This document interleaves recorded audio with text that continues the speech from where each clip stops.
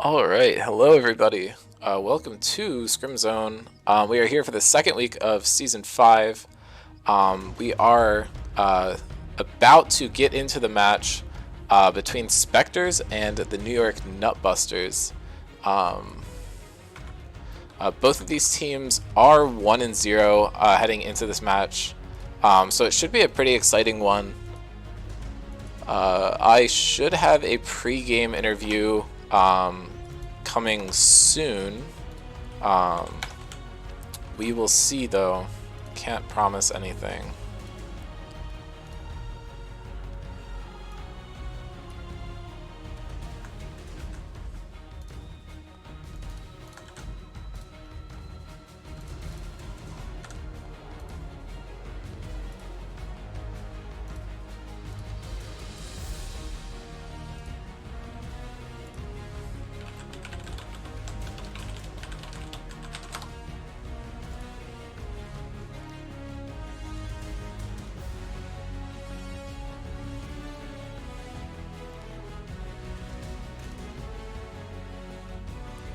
Hello. Let me swap it over and turn off the music real quick. Alright. Before we start off the stream, I am actually going to do a pre-game interview with the Hongbaba. How have you been? Good. I'm eating chicken. Is this in preparation so you don't DoorDash or I guess Uber Eats during the game? No, yeah, see, today I actually ate dinner before Very the game, smart, so very no smart. Uber Eats pause. Is this from like discipline from your captain, or is this a Maybe, of your own volition? possibly. I know you just played the sign up last night. We saw some Zeri. We saw some Vayne. Do you think there's any chance that either of those picks might come out, or is that leaking? Can't say anything.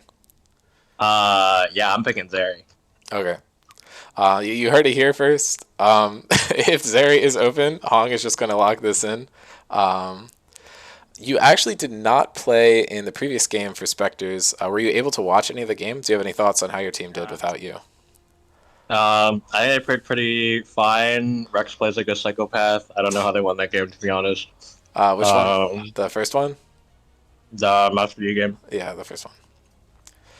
That was pretty interesting. But I think our mid and top are super solid, and also shout out to Cesarius. I think he played really well.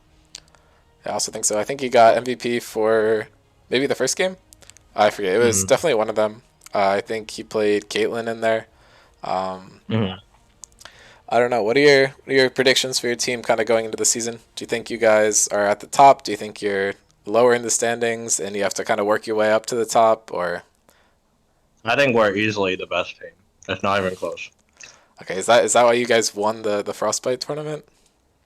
That was because it was not a BO3 and Oh, okay, um, draft choices were made. gotcha. You think Lucian Nami's weak, not worth playing, or something? Or were there flaws I think elsewhere in the draft? I think I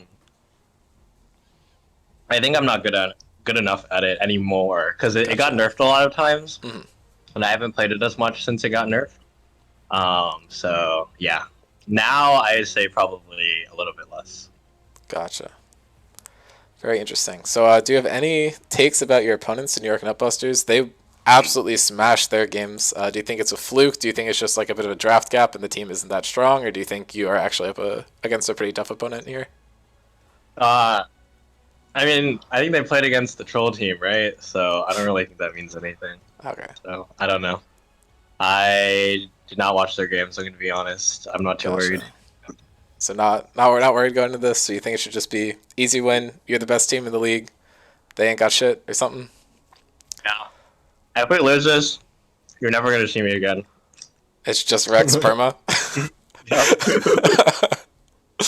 All right. Well, honestly, then I hope for your sake that you win it because as much as I want to see the Nutbusters win, I would like to see you play more games. So I'll let you head over to your team. All right. Thanks for joining us. Bye. Yep. Good luck.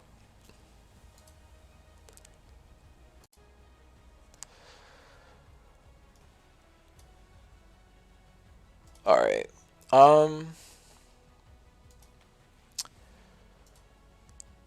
this game should be pretty interesting, I think. Spectres and Nutbusters both looked really good. I think Nutbusters arguably did look the better of the two teams in the previous game. But I only think that's because of the draft stuff that we were talking about earlier. I think Seraphine Karthus was definitely a weak point. I also think it's pretty hard to recover mentally after something like that happens where you just get absolutely demolished in the first game. I'm pretty sure it was like 6 kills total. So it kind of ended up going pretty poorly for them in the second game, but I think they kind of brought it back. But I do think the Nutbusters played really well. They were able to punish the weak composition extremely well and kind of get an advantage from that. Hello, Cam. How are you doing? I'm here to help you cast for game one. Oh, thank God. What are your thoughts? Spectres, Nutbusters, who do you think is the favored? Let me see who's playing. Here, I think it's gonna be stream for you. pretty close. I see we have Ann, Avery, Hong, Kathy, and Sar versus Alex, Blake, Mike, PB, and Taxi. Yep. So it Yeah, is just the straight up starting rosters for these two teams, which I think is pretty exciting. Because we actually didn't get to see the Nutbusters starting roster at all during Frostbite, so it's kind of hard to compare them against other teams. I think it's gonna be pretty close, but I'm kind of excited to see how Taxi plays, considering I haven't seen too much of him. Gotcha. He kind of smurfed it up last night. Taxi and Hong were actually on the same team last night, so we're going to see them play against each other here. Taxi's been very strong. He kind of went into kind of like some signups, and people were like, oh, he's just like a Zoe one-tricking, ban it out, and then a couple people banned Zoe, and then he just started smurfing on them with other champions.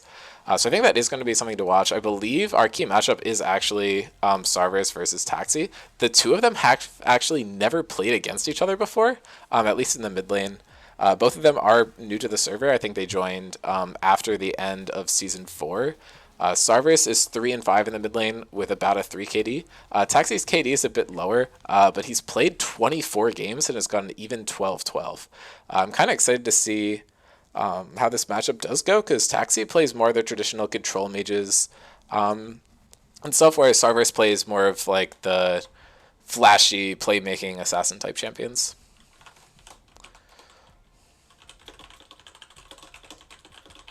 What do you think the bans we're gonna see are? I don't Because know. I think if you're saying he's a Zoe one trick, I think the Zoe definitely gets banned out. Yeah, I mean, I think Zoe is a tough champion to blind pick, so I think I could actually make it through the bans.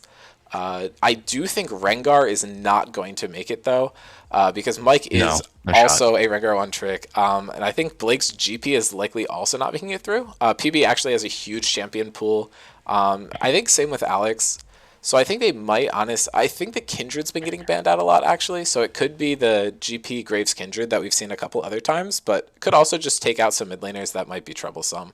Something to note is the Nutbusters are going to be on blue side. So if the Spectres think there's a champion that's just able to be first picked, that might just get banned, even if it's not particularly strong in one of the hands of the Nutbusters.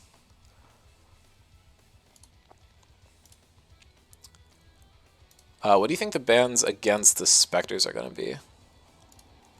I'm thinking maybe Lulu or Jinx. I know Kathy plays a lot of the Soraka, a lot of the Lulu, a little bit of Nami, if I remember correctly. And if Hong is playing AD carry, I mean, Hong's got a pretty wide champ pool, so maybe they don't even focus banning Hong at all. Maybe they just hit the Silas, hit something for Avery. Doesn't Avery play Ornn? He has. I think he's more known for his Fiora, and I think he has had a really good Mordekaiser game, which is why that's showing up. Okay. Yeah. Yeah, it's a lot harder because Spectres isn't filled with a bunch of one tricks. Right. I mean, it's hard to predict the bans, but I think it might be easier to ban, because that way you don't have to, like, you're not pinned to, like, banning certain champions, which I do think is kind of nice. We are just going to swap sides here because the Spectres have selected red side. I think Hong usually gets that Jinx banned away, but I think it's less likely now because Jinx is not as strong as she used to be. So it'd kind of be interesting to see how that goes. Yeah, I don't know. I haven't played with Hong much recently. I know the joke is like silver 80 carry, but Hong is a very capable player. Plays with a lot of really high elo players. Definitely knows what he's talking about, at least in the bot lane. So I wouldn't be surprised if Nutbuster's egos the Jinx, lets it through draft, and Hong sweeps up just because of familiarity. Yep. It's got a lot of range. It's very deadly on a snowball. Global presence, pressures objectives. I don't know. Yeah, I mean, he did say that he wants to pick Zeri, so I think we might just actually see that be the ban that comes out. I don't know if it's as good with the Yumi, but Kathy's Lulu is pretty good. That might also be something that we see get banned against them. It gets banned a lot against them, but I think Noam likes to say that Kathy's Soraka is better. Which I think there's validity to. As we look at Hong here, he does have a 52.3% win rate in the server across 130 games, very impressive, and has above a 3 KD, although very slightly. 44 different champions, and we see Victor is one of his highest played, but we're likely not going to see that because I think it's exclusively mid. And then we do have Jinx, Vayne, Zeri, and Lucian. Zeri and Lucian being the kind of like premier ADCs in the meta right now, at least on the professional stage. I don't know if that'll hold up here, although I feel like whenever we see Hongbaba enter these games, the meta in the bot lane does shift closer towards what we see in pro play. I hope that doesn't mean that we see an AD carry as a support though, but I guess it is a possibility. Oh, we might see the Ashe support. Hasn't Hong been playing a bunch of Ashe support? Yeah, but I don't think he'd want to off-roll himself off of AD carry, especially as he was telling me in the interview that if they lose the game, we're probably never seeing him again. So he's probably going to try and What? sweat a little bit. He says that he fears he's going to be benched for Rex permanently if they don't win this one. That could be some ego coming out from the Spectres if they just don't think the Nutbusters are a particularly strong matchup. But we'll kind of have to see. Champions to watch. Okay, I scrolled the wrong way through the slides. And then Blake obviously is the huge talking point on the other side of the map. He has a bit of a champion pool, has actually played fewer champions than Hong, but on more games, but his win rate is 54.1%. That's nothing to laugh at, especially on a sample size that large. His KD's a bit worse, but that kind of happens when you're playing a lot of solo lanes. You just don't have as much participation because in the bot lane you'll probably get the double kill, whereas you'll probably only be exposed to 1 kill per death in the solo lanes in the early stage. Gangplank, I doubt we're going to see. Malphite is always a possibility, and then you might not think of Viego, Silas, or Yone as top laners, but I assure you, Blake has played all of those top lane, so they're all definitely on the table. And the other thing that he is known for is Enchantresses in the top lane, especially Soraka and Ivern, so those could come out. I think if the Rengar and Ivern are both left open, they might just instantly be locked in for the top side. I don't think there's any chance Spectres does that without having counterplay planned already. I know in the Frostbite tournament, they did it once to great success, and they tried it again, and it did not work out well at all. So it seems to be a kind of hit or miss strategy. But apart from cheesy picks, Blake actually does have a pretty good champion pool in the top lane. And has a lot of strong opinions about some other champions that are up there. So that is something that they could exploit through Avery locking in that Ornn pick that you mentioned earlier. A really good champion pool and Ivern. And Soraka. And Lilia. Well, I think Lilia is like... Lilia is the most fine of those three. Yeah. I mean, Alawi and Singed we've seen recently. I'm just going to filter it to Season 5 and see what wacky stuff he's played. Just in the top lane, he is actually our most prolific top laner in Season 5 so far. 4 games of Yone, 3 games of Alawi, 2 games of Gragas, actually undefeated on that pick with an insane 4.3 KD or KDA, so that might be something that we see. He's played 2 games of Rammus top as well, also 2-0, but 7.67 KDA, averaging 8.5, 3.0, 14.5. But no, I he's boosted. think that did get nerfed. And then Aatrox, Akshan, Ezreal, Gangplank, Lilia, Soraka, and Silas were the other champions he's selected this season. Notably, the boosted. Lilia had a 21 KDA, so that is kind of ridiculous. I refuse to believe it. And draft should be starting in a couple minutes. And we are predicting, I believe, the Gangplank and Graves are, or Gangplank and Rengar are almost definitely taken off the table. I think Graves, Kindred, or some sort of mid laner is probably expected to be banned against the Nutbusters. Against Spectres, we'll probably, we could see the Udyr ban, but I honestly doubt it. I think Mike is a good enough jungle player to kind of just ego into it with little problem. Probably some bans focused towards the bot lane, because you can kind of wait on those solo lane bans until the second round, or just get a free kind of counter pick into them. So we will see, though. I feel like the meta is still young. Nothing's really been locked in. I think Darius is one of the champions we've been seeing a lot, although I don't think either of these players are necessarily going to look to pick up that champion. Caitlyn's been pretty prevalent, but I think considering we have Teddy in the bot lane, I don't think that's necessarily going to happen. And then the only other champions that have been picked more than once are Swain, Seraphine, Nami, Lilia, and Galio. I think Nami is a possibility, and Lilia is obviously a possibility for the top lane. And there's actually one more pick that I haven't mentioned at all. It's actually a top jungle flex for the side of the Nutbusters. Aatrox.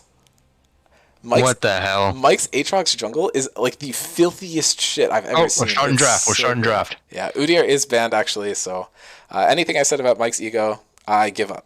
Completely wrong. Gangplank banned. Easy. Figured that one out already. And has Anne been receiving coaching directly from Mason? I think every jungler in the server has except Mike, I'm not going to lie. Maybe no Noam comment. as well. Zai is actually banned. I think it just allows Hong too much safety. They want a champion they can punish, and I think it also does hit into Kathy's champion pool if they were looking to do a flex and put Hong on support. And then Kathy's Lulu is banned away, something that we discussed earlier. And a mid laner is banned and is going to be the Kassadin for Taxi. It's been popping up a lot recently, these changes to... Oh, here's the Caitlyn that you were talking about. Yeah, so this is now... I believe every series has had a Caitlyn in it. This is the 4th game of Caitlyn this season. Hello? Every series? No, our games didn't. Oh, wait. Did they? Yes, it was one in each. Metabusters and New York Nutbusters had one. And then, yeah, you played it. Or we played it. You played it. You're the filthy cheats. So true. All right, we see the Zac from the AM. It's a busted jungler right now, building Radiant Virtue. That other item, Demonic Embrace. True. 2-item unbeatable. Teddy actually just completely lied to us, said he was going to lock Zeri if it's up. That doesn't look like Zeri, so I'm calling some bullshit. Might not be Teddy. That would be interesting. I think it's just because the Lulu's taken off the table and you don't really have anything that you want to play the Zeri with if Lulu and Yuumi are both taken away. Yuumi taken away by League of Legends, not by the ban base. And we are going to see the Kindred locked in, which has been banned a lot, but is slipped through, and Mike is just kind of test it. I think it is pretty good into the Zac, and Leona is going to look to lock down Sivir potentially. Believe the interaction is that it blocks the root from Leona, but Leona is still able to travel to Sivir after the spell shield is used. Yeah, 100%. Then you just get the Q off, and what do you do? Yep. So it is a pretty good matchup. Teddy might be forced to take cleanse because of that interaction, but we will have to see. I think we could see a support come out here and just save solo lanes for later. But if there's something that they're worried about getting banned, which they're not, so this is another Nami. Another champion with some pretty high presence. So that would put it at 3 games of Nami. I believe Kindred and Leona actually have both not been picked at all in the team format. Zac is another one who I feel like we feel the presence of a lot, but this is actually only his 2nd pick. Lilia is going to get banned away. Just for the top lane, I think they're worried about... some of Avery's matchups. They might be looking to blind pick a top here, or Avery's just admitting, hey, I don't have any way to deal with this in the top lane. And they're just especially if they're still looking to pick the Ornn, which knowing Hong Baba, I feel like the Ornn is just absolutely what they want. Yeah, the Tryndamere ban is interesting. That could be looking to cover a blind top, because I feel like Tryndamere is not necessarily a great champion compositionally. Who's that? Who did they just ban? That's Singed. Oh, Singed. Yeah, that's another Blake champion. So it looks like they're just worried about Blake, and they're willing to just kind of let Taxi do whatever. I'm assuming that we're going to see a blind pick top here. Or they're just Maybe an trying to... Oriana?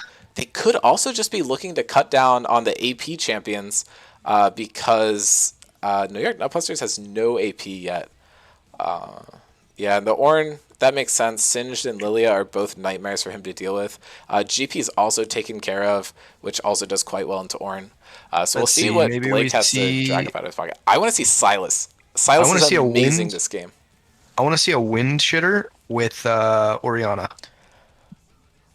Okay, Blake, come Well, on, man. that's not what I thought was going to be hovered I at mean, all. it's an insanely good matchup into Ornn, so I don't actually hate it. I do think Silas is really fun here, but he might What? just not want to play Silas top.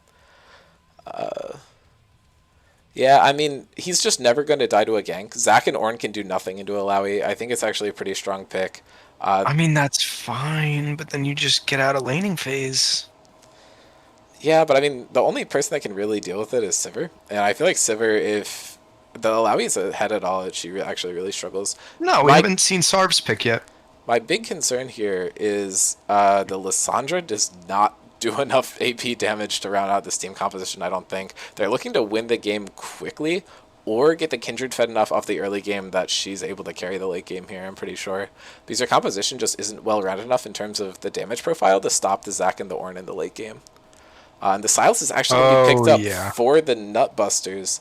I do not know how that mid lane matchup works out.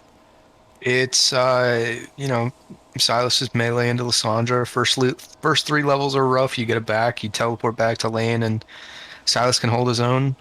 You get a jungle gank after Lissandra wastes E. It's all over, etc.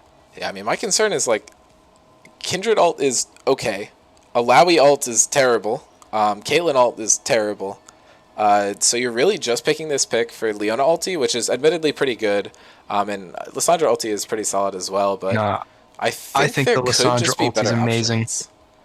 because all you do is towards the end of a Kindred ult, you Lissandra ult whoever's fed, and they either die to the Liss ult or they're taken out of the fight, and the Kindred ult is null. Yeah, I mean, my big concern here is that you now have literally only one champion that you can that can deal with the Alawi. Silas really struggles into that pick.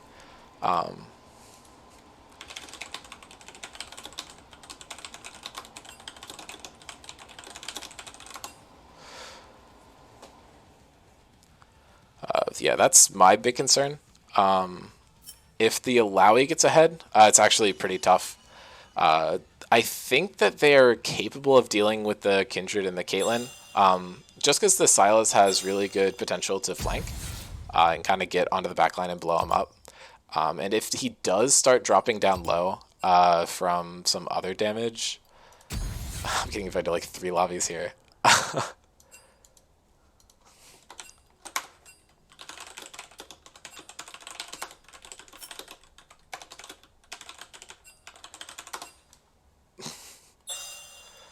Okay, so Blake makes a lobby, right? With spectators turned off. So I tell him, you need to remake the lobby. He remakes a lobby with spectators turned on. Hongbaba makes a lobby with spectators turns off. Invites everybody. Everyone goes to that one. Surely that solves the problem. Okay, well, people are actually getting into order now. But yeah, I think the win condition for the Nutbusters here is just playing around the Alawi and the Kindred. I think Caitlyn should be able to actually just hold her own and shut down Hong. But I think if you over-dedicate into that lane, you just don't have longevity in the game, and you'll kind of run out of speed. But if you're able to keep the Ornn and Silas behind early, you should just be able to win the game, because Sivir can try really hard, but it's going to be really difficult for her to kill Leona, Alawi, Lissandra, especially with the Kindred ultimate. She just needs to output so much damage, and even then, it's just going to be tough to get rid of all the threats on that team if they get far enough ahead. I do think Spectre's comp is just more well-rounded and is the better comp overall, but I think if the Nutbusters are able to play their advantages really well, they could just become unstoppable in this game.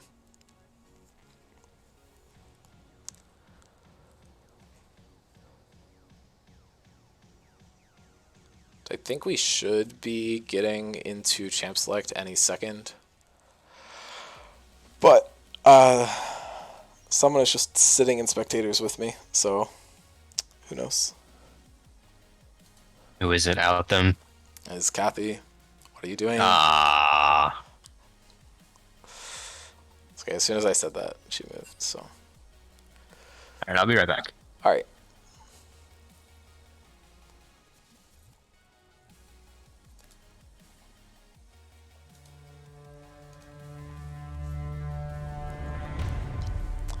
Yep, and since blind pick now lets you pause, we have swapped over to that, so we can get a little nice view of all our players locking in their champions. PB just insta-locks the Leona in. Most other people taking their time. Kathy hasn't even hovered a champion yet. Surely this champ select macro is the most important part of the game. The Nami has now shown up.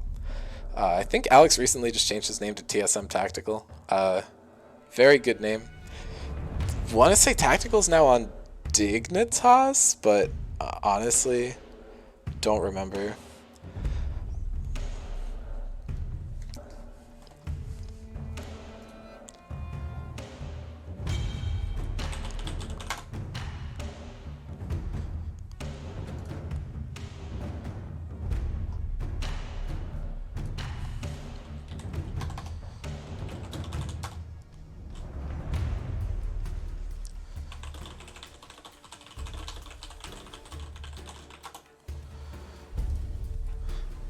I think we will still have a bit of a spectator delay. Think Jonah said that he put a poll in chat for predictions. I'm just seeing this now, so it might have already ended. Not entirely sure. Don't know if I'm able to open it up again if people didn't already vote it, but who knows.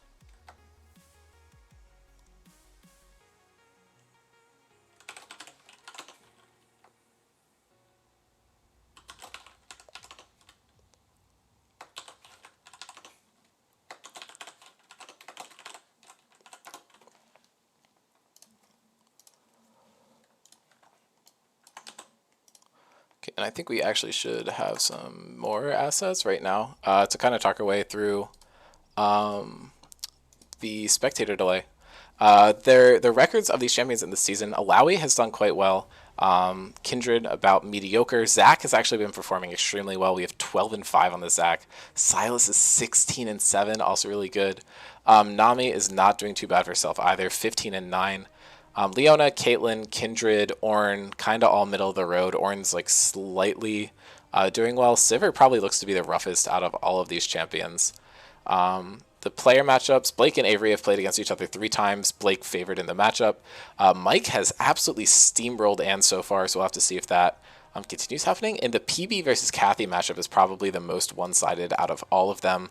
That's 3 games and a 12.5 KD to a 1.31. So we'll have to see if these individual players are able to keep up their performance against the opposing players on the Spectres going forward.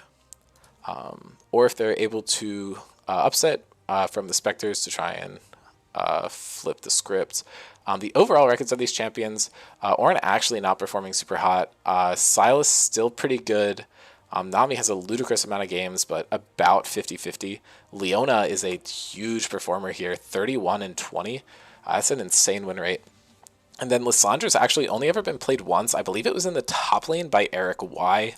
That is a 0 win, 1 loss, 1.17. So Taxi actually could give us our first Lissandra win in the server, which would be pretty cool. And then Alawi versus Ornn, we've never seen. Kindred and Zach has gone 1-1, but the Zach's typically outperformed a little bit. Since Lissandra's in the top lane, we actually haven't seen Lissandra Silas before. Caitlyn Sivir, we've seen 3 times, slightly Sivir favored. And then Leona Nami, we have going 1-1. The Leona's KD is a bit worse, but I feel like Leona's do tend to just die more because of the nature of the champion, whereas Nami can kind of sit back and play safer. The past performance on these champions, Anne has played the most of her champion compared to the other players, but is 4-9 on it. Not necessarily what you want to see there. Other than that, Kathy's played a lot. 5-3 is pretty good. Everyone else seems to have only played their champions a couple times, ending up pretty even. With the exception of PB and Mike, 3-1 each on their champions with very impressive KDs, especially considering what we saw earlier from like the all-time records. PB is about almost double the normal KD of Leona's, and Mike is also doing well, but not quite double. And we should be able to see the game as soon as Riot lets me. Yeah. Perfect timing, I'm back. Alright. I actually load into the game faster than the slowest person on either of these teams. So we will get a nice little view for a little bit. I have not missed this doing my VODs off of replay files. You don't have to deal with this, but we are good now.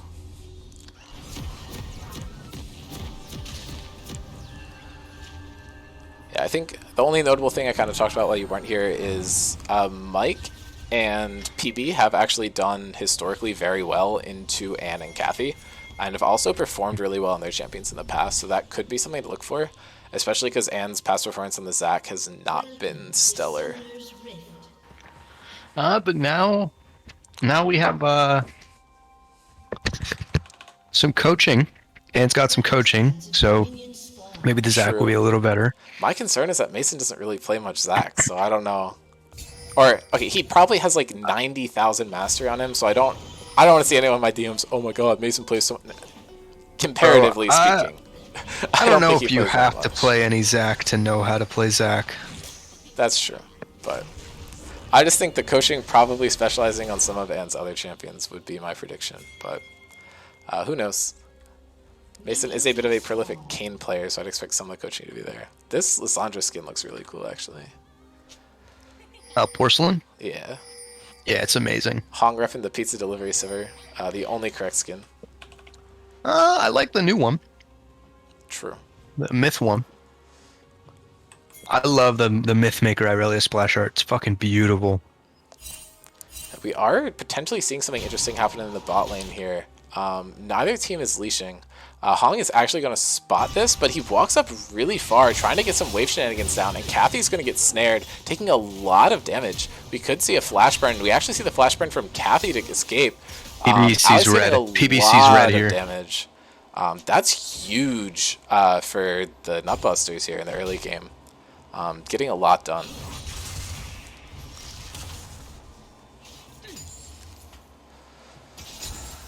And honestly, Alex... AD carry for Alex. Nutbusters? Okay. He should be able to just keep Hong off the wave pretty much entirely here. Hong has his Q, and that's about his only tool to mitigate this. And as you said before, Taxi is going to just dominate the early stages of this lane using the range advantage. Surprisingly, yeah, it does not look like Sarv is respecting that. Yeah, I mean, that early electrocute proc is always really brutal. The only lane that doesn't seem to be going really well for the Nutbusters is top lane, but I think a large part of that is just because Blake went to help Mike with the leash. Mike actually skipped his wolves, and it looks like he's just going to do a 3-camp into a potential bot gank, looking to just shut down Hong. But Blake is still trading aggressively despite the fact that he's a level down here and is playing into a huge wave. Using the tentacles to kind of trade into the wave. And actually, Avery just took a tower shot there, so Blake is able to salvage the situation quite well. There's a play happening down here. They're just storming into Anne's jungle. Getting a lot of damage down. Anne's probably going to have to burn a play over, but the root comes down from Lissandra. Passive does not quite pop, though. That's really tough to see from the Nutbusters, but Mike should just be able to pick up this camp. And there's more plays happening. First blood goes over to Alex onto Hong. Kathy falls down quite low, and the Leona picks up the stun. And Mike burns a flash and is able to pick up a kill. Does not get the mark onto Anne, but this should be a free mark for them up in the top side of the map, because I don't think they have anyone to rotate, especially because Avery just got forced out of lane. I do have to say, this is amazing team play by Nutbusters. I underestimated them. Yeah, I mean, it looks like Anne is actually just going to be able to secure this mark pretty easily. Taxi just, or not Taxi, Mike just realized it was not worth going for, so he's simply it's a 50-50 on the mark. He got the wrong one. It happens. He grabs the one bot side, but he was able to get a kill onto both Teddy and Kathy, which is exactly how you want to start off this lane. Giving a kill to Caitlyn pre-6 is basically just like a win con if you're able to play around that advantage right. And Mike's actually looking to make a play in the mid lane. The root comes out from Lissandra. Sarvis has flash, but Mike waited a bit just to bait in, and Sarvis has to burn his flash as well.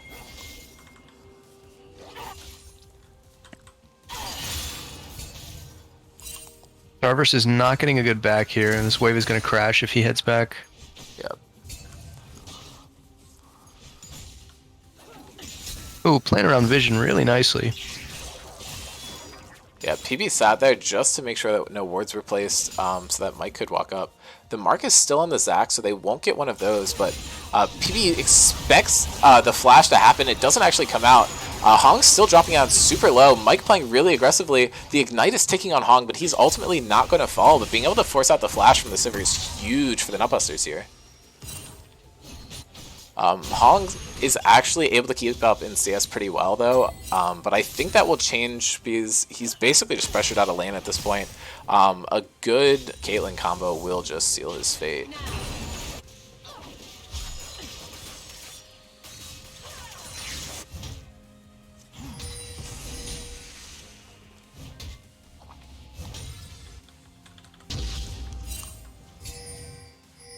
Okay, so CS in the top lane going pretty average. I think that top lane is going to change drastically when Alawi hits 6.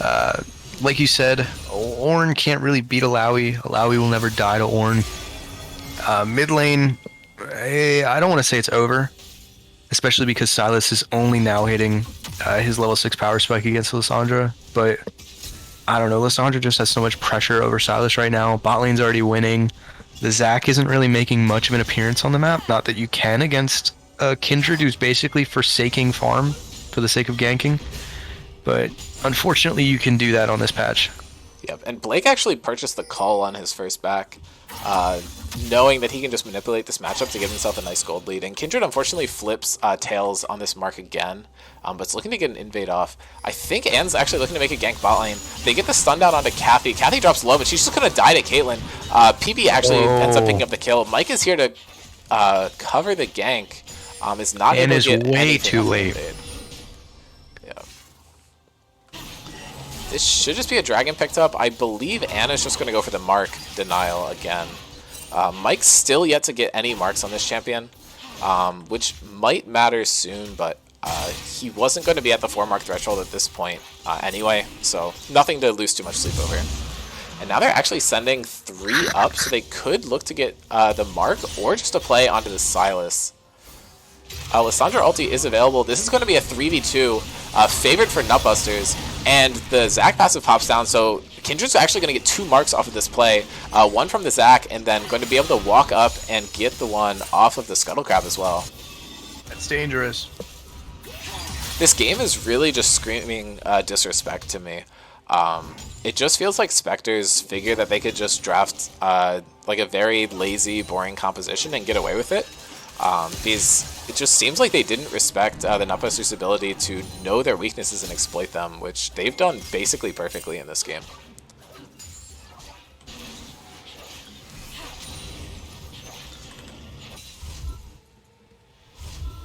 Mike is doing really well on the Kindred, which unfortunately I hate to see. Yeah, I mean, I think Kindred is just a fun champion, and people who can play them very well at this level are fun to watch. I think pro play is boring because you know that they're going to be good, but you know, we're not getting paid, so I think it's exciting to see a champion that we don't see too much of performing. But if you're a Spectres fan, you're going to absolutely hate this. Kindred is definitely their late game insurance, and the fact that the Kindred is 2-0 with 2 marks already is pretty bad. Zach's looking to sneak the Rift Herald. No vision is spotted, but Leona just knows. PB has such a good mind for the game. Is able to spot this out. Not that they can necessarily contest it, but Zach doesn't know that. So Anne just pulls the trigger, hops out, and Leona might be able to keep the aggro and just gift this Herald over to Nutbusters. That's insane. The lone Leona is able to just pick this up. PB is playing this game really well. Yeah, I mean, I said that Io was the player that I was wanting to look at the most going into the season after Frostbite, but that was only out of the players in Frostbite. PB is a very similar player in the sense of a lot of knowledge about the game and is able to exploit that to have a lot of control over the game in a role that doesn't have a lot of farm. Huge play by Taxi there, just flashes, pops the ulti, and Anne dies again. 0-2 to start off this game. I wonder if that was their plan. Pick the Caitlyn as a safe AD carry and just have the Leona go everywhere. Yeah, I mean, normally you can play towards the Caitlyn to get her fed, but as soon as you give like 1 or 2 kills to the Caitlyn, she's basically just self-sufficient because no one can walk close enough to her to really contest. You can see that there where Teddy and Kathy just lane swap mid. Didn't even want to be around the Caitlyn to contest it. And Blake is just trading so well into Avery here. Has 33 stacks left on the call. Going to be very close to completing it. And Avery's just shoved off. Has to play the minigame.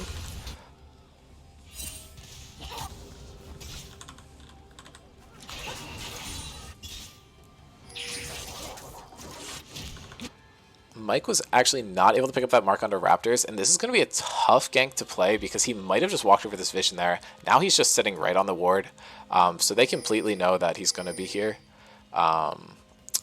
Might have been smarter just path up for this, but this is a very good ward here. I believe it was placed by Hong. So if I'm Ann here, I'm not looking for the counter gank. If I'm Ann here, I'm looking to go topside, clear the mark, clear Kindred sub camps. You know where Kindred is. Just tell Hong to play safe, put down a ward, check Lysandra, etc. Yep. I would not be looking to contest. This is a losing fight. Seems like Mason's coaching has led you to both reach different conclusions. Although Anne actually does just walk away after clearing the ward. Knows that her gank is going to be spotted out and she's not going to be able to get much done from it. She is seen by a pink ward, however, on her blue buff. Not checking her bushes. Yep, and Lysandra's actually just roaming down. Taxi could get a play here, and they're able to pick it up, and Anne drops down super low. Kill for the Kindred. Mike is so strong here, showing the Spectres why the Metabusters banned this champion in both of their games against them. Always, always, always check your bushes. Yep. Blake is about to pick up a second tower plate and only has 10 stacks left on the call. Has a huge amount of gold here. Up about 1,000. The matchup doesn't look like much, but he actually does have 150 gold bounty just from existing and playing the game. And loses the opportunity to punish this mark. So Mike is going to be sitting at 3 marks after this play.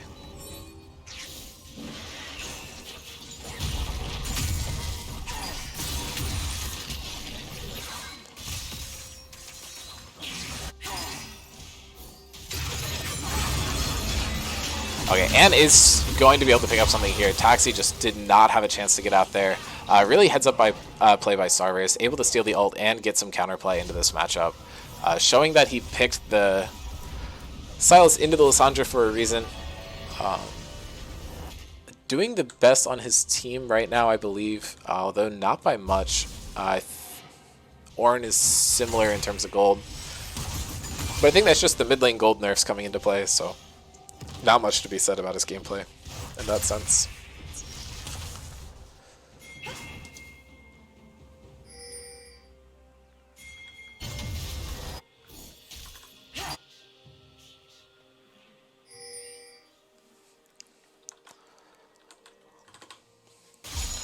There actually could be a play here in the bot river. They're not actually able to spot out Kathy, so they're just going to start up the second drag of the game. This is going to be the Cloud, which means the Soul is going to be Mountain, Infernal, or Chemtech. I think Chemtech is still one of the weaker souls in the game. I'm not necessarily too sure how the buffs affected it, and it is going to be Hextech. I completely forgot about that one. That's the only one I didn't list. Hextech has a huge amount of game impact, especially with the long-range champions of Caitlyn and Kindred. If the Nutbusters are able to secure this Drake, could just spell doom. The Ornn is obviously going to start pumping some ornaments onto the map, which should get some stuff done, but Hextech can just slow down the pace of the team playing into it. And Blake is actually sitting on a lot of items here. Was able to finish the call, has the Black Cleaver first, and spots the two Nutbusters members in her jungle and just pops the E, wants no part of this, sees that Mike still has her marked and just does not want to die.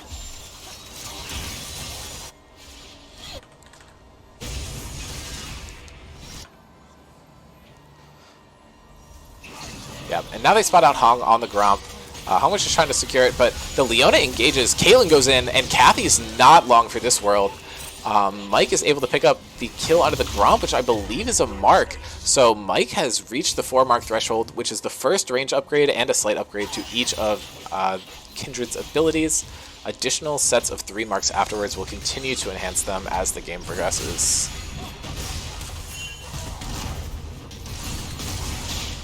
Blake is trading really well into Avery, still not quite able to get a kill, but just dealing so much damage, not letting Avery play the game. And Blake was able to just pick up the first tower, forcing Avery so far out of lane. We'll say Avery's been playing pretty well though. Is only down about half a level, not a full level, and XP is really what you want on Ornn. And again goes for a play on the mid lane, 2v3. So not going to go super well, but the stolen Leona ultimate does really well. Mike was not able to get the ultimate off. PB's falling down low as well, and there's a Nami ult here to potentially deter them from fighting, but the shutdown on the Kindred does go over to the Sylas. So this Sylas is going to be the key member to watch out for. But PB just gets snared under tower, did not respect the range of the Sylas, and Sylas gets rooked by Lissandra, but is not in tower range, so it isn't going to take damage. Sarver is playing super well this game.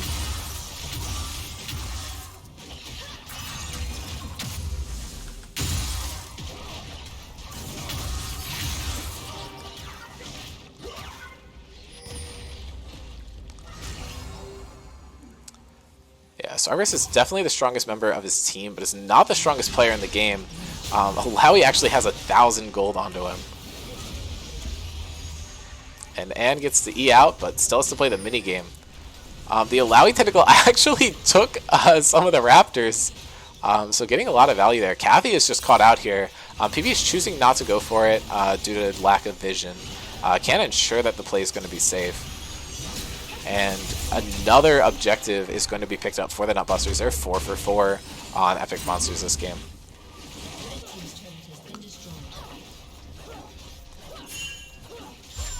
Taxi's showing up, looking to stop Hong from taking this tower. Might be able to get a kill too. Is holding all of the spells just in case Teddy attempts to threaten something. And the Caitlyn and Leona have been swapped mid, trying to siege this mid tower and open up the map for future plays. The first Hextech Drake is spawning in a minute 20. If they're able to pick this up, they would threaten Soul Point at about 18 or 19 minutes into the game, which is pretty ridiculous. There is a potential play happening in the bot side, but Sarvis just does not have any vision. The map is completely dark around here. Sarvis could look for this. The Oblivion Orb is picked up early, so he's not going to be able to heal too much on the end of these fights. These ults are what we want to look at here, though. If either of these champions burn their ult before the fight, it could be huge. Blake is not here, but does have TP. Same with Avery, but Avery's just going to walk there. Doesn't want to have to burn the TP if he doesn't need to. And it looks like we're seeing a back. Looks like we're seeing double backs. They do technically still have time to approach, especially with these Hex Gates. And it looks like the Spectres are just clearing out the jungle. I'm expecting to see some Hex Gating in here, attempting to reach the play. And yeah, it looks like we might see a big fight coming out here. Sarvis is the member to watch. He is the potential for Spectres to turn this fight. Goes into the taxi before before the play begins, and it's just going to get poked out by the Caitlyn, drops down super low. There's potential for the Nutbusters to chase here, but they might just turn onto the Dragon. Hongbaba is just farming in the mid lane, was not participating in this fight at all. Still has a lot of gold and is a huge factor here. But I just don't think they have any way to stop this Dragon. And this is going to be the soul point claimed at 19 minutes for the Nutbusters. And this Hextech Soul is a huge threat for Spectres, so we could see some fights get forced out. Not on their terms.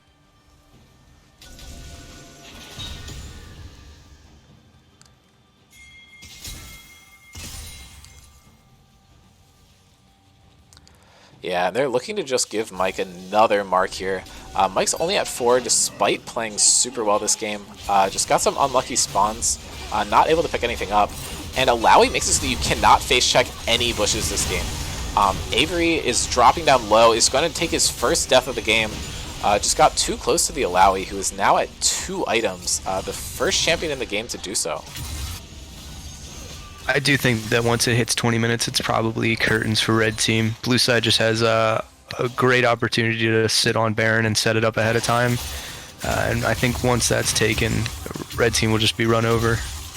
Yeah, I mean, I think the one player that you can look for, besides Sarvis, who is an obvious strength of the Spectres, is Hong. He's sitting at 176 farm.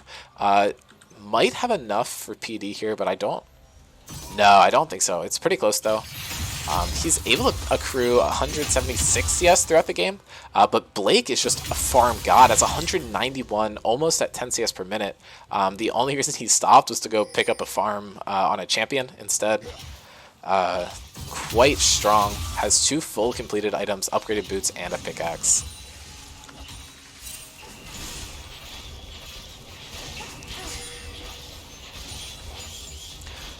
We were discussing how Alawi leads could be really bad in this game, and you might traditionally think a lead in League is going to be getting a lot of kills and smashing lane. But Blake just got it through taking an entire tower while plates were still up, buying a cull, and just exploiting his pressure in this matchup. He's basically untouchable now. Ornn is able to get his first ornament of the game, upgrade his own Jack Show of the Protean to the Unspoken Parasite. Is looking to pick up a tower here too, is actually able to get it, but Mike should just be able to run him down. Trading his life for a tower, but there could be some pressure in the mid lane, because this fight bot lane is just over. Mike's able to pick up another kill. Has actually had the Zac marked all game. Don't think it's changed at all, which is kind of interesting.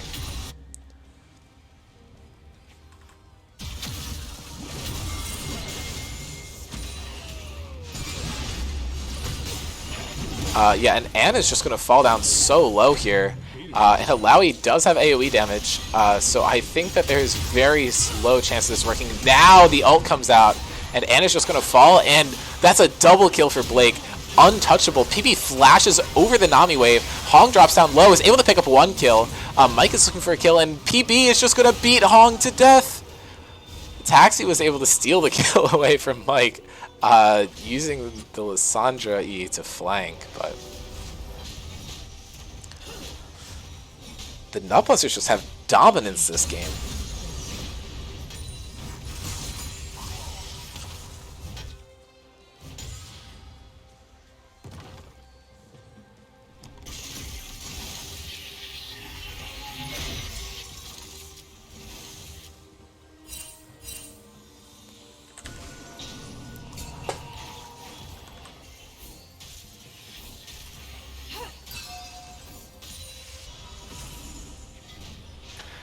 Man, Blake is just suffocating Avery this game. Yeah, I mean, he is by far the strongest champion in the game. He has a 3,000 gold lead on any member of the opposing team, and about a 2,500 gold lead on any other member of his team. The Alawi is easily just the strongest champion on the map. I don't think there's anyone that can even threaten her. It's kind of just disgusting.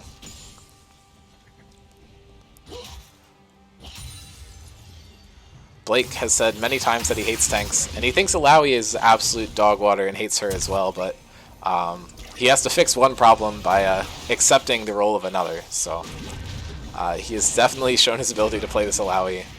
and make the most of a bad situation. The dragon is here. Sarvis blows an early TP. Looking to catch a flank. He was sitting right by that hex gate, so he could see something, but the Nutbusters were able to secure the Rift Herald, or not the Rift Herald, the Rift Scuttler, to get vision. So that really reduces the ability to flank. PP gets knocked up early. The Ornn ult is going to come out and gets a 4-man knockout on the backside, but it's going to just get lit up. Alex is getting absolutely sat on. PP drops down low, but it does not matter. Chemtech Lamar with the Alawi. Caitlin's able to pick up an ult from across the screen. Sarvis is going to drop down low, has to play the mini game, and they're just going to take this 3-for-0 and pick up the Hextech Soul. This honestly is a very FFable game in solo queue. Taxi falls down low. Sarvis is almost able to pick up one, but Kathy's able to pick up the kill instead. Blake is not able to get either of these, I think, or is just threatening to stop both recalls and delay their deaths so that they're able to secure the Baron. And Blake's going to be able to pick up both of these. That's a double kill in a 1v2 on the side lane, while his team is just going to pick up a free Baron. When a Leandri's Lissandra is able to 100-0 your AD carry, I think the game's over. Yep. And I'm pretty sure Mike did just pick up the red buff there, or is going for it now. That would be his 8th mark, which means that all of his marks will now spawn on epic monsters, which is what he's taking anyway. So this Kindred is already insanely far ahead. At 7 stacks is basically equivalent to any other champion in the game. And at 10, which is the next benchmark, 2 stacks away, is more than a champion. And then if he's able to hit the dreaded 13 threshold, he is trolling if he manages to lose the game at that point. So we'll have to see. Hong is potentially caught out here. He gets rooted under tower. The Caitlyn ult comes down with the Hextech Soul. Drops him to half health. Had to burn Flash. And PP just doesn't miss. He hits another E. Blake is dominating. Has a 1,000 gold bounty on his ass. And he almost has 4 full items. No one else in the game is even remotely close to it. And what are Spectres going to do? They can't walk up to this team. The Hextech Soul is just too strong. Mike drops down slightly low, but the Kindred ult just saves all of them through all these ultimates. But it honestly might have delayed it. No, it doesn't matter. Alawi is just too strong. Alawi's able to pick up 2 kills on the backside. And Alex and PB don't even die to Sarveris. Kathy is barely able to get out with her life, but it just doesn't matter. They have a Caitlyn and a Kindred. This range is too much. The Siege is just going to end the game. Mike at 9 marks. Avery throws the GG in chat. They know it's over. They're just not even going to kill Kathy, or they're just giving it to Blake. This is ridiculous. Clean game from the Nutbusters here. They knew exactly what they had to do, executed it perfectly, played through the top lane, or they played around the top lane, made sure that Zach wasn't able to make plays up there. Just really well done. Excited to see what we have in store for us for the next game. Okay, it is red side is picked. Our next draft is going to be in about 5 minutes.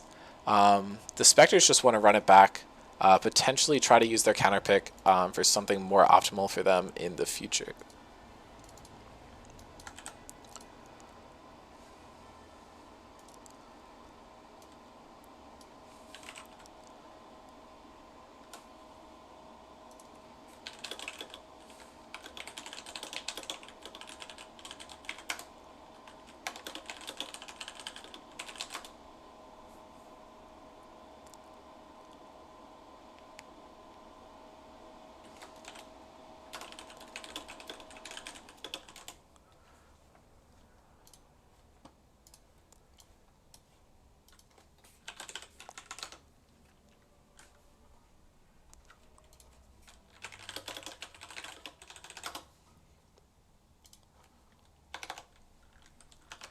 I do think MVP has to go to Blake this game. I think Mike played really well. I don't know if you disagree or not, Cam. I do want to hear your input on this, but I think while Mike had a lot of impact around the map, Blake simply knew he was the win condition and played super well towards it. Do want to hear your thoughts, though, if you're able to speak.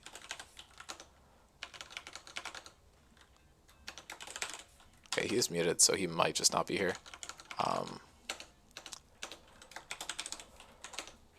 Who knows? But yeah, I mean, shout out to literally everyone on the Nutbusters. They all played really well. I think it was just really hard for Spectres to get anything done. They really just went down the checklist of here are all the different things that we need to do to secure this game as a win for our team. And every single one of them paid off perfectly. Hong got shut out of the game. The Caitlyn got her pre-6 kill. Alawi was up thousands of gold just by existing, and then was able to convert that into the team fights later in the game, making her a crazy force to be reckoned with. And it was just kind of over at that point.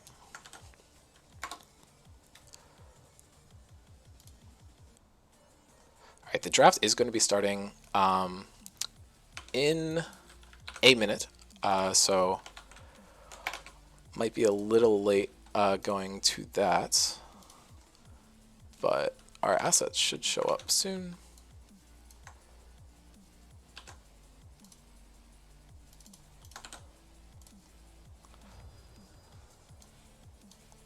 All right.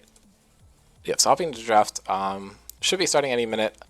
I don't expect to see the Nutbusters adapt to draft at all. I think a change that we could see come out is the Zeri lock-in for Spectres like Kong was talking about. I think Sivir is just not as strong as Zeri in the meta, and you really only want to pick her if you're gentlemaning that Zeri-Sivir matchup. She does kind of struggle into the more aggressive champions that are in the meta, like Jhin, Caitlyn, Varus, and Ashe are all able to pressure her out pretty well. I think she actually does have a decent matchup into a few of those champions, but Caitlyn specifically was just not the sauce there. I feel like Hong did try to perform well, but he just wasn't able to kind of solo carry the game. These first couple bans are looking to be exactly the same as what we saw before. The Xayah coming out again, expecting to see the Lulu following it. This will probably be the Rengar again. The Kindred could get banned instead of the Kassadin. I don't know if the Kassadin's necessarily going to be a threat. I don't know if Taxi would ever blind pick Kassadin. I'll have to see. Syndra actually gets banned instead. Just letting the Kindred up. And could pick the Kindred. I know that she's been playing some of it. And Caitlyn just gets first picked again. They're just kind of showing, hey, we did something pretty good last game. Let's see if you figured out how to deal with it. I'm expecting Alawi bans in the second half. For sure, I don't know if Lissandra was necessarily the threat that they're trying to take out here. I do think the adaptation from Syndra to instead of Kassadin is very interesting. Ashe is picked up instead of Caitlyn. Hong is basically just saying, if you're going to spend all these resources to take me out of the game, I'm going to play a champion that it doesn't matter if I'm behind, or this is an Ashe support, and I am just lying to you for fun. Either could be the case. We'll have to see. If we see an Ashe Seraphine, I will laugh. It would kind of be like a return to last season's meta. It's actually going to be Ashe Nami, so it's probably going to be a little more the same. And the Ashe can actually just slow down some of these champions, but it looks like they're just going to run back the Caitlyn Leona. They say, hey, you swapped out your AD carry, does not matter. Leona's still the pick that we want to go with. I wouldn't be surprised to see the Kindred picked up again, but they would have to do that blind. The Zac is not on the map right now for us to see.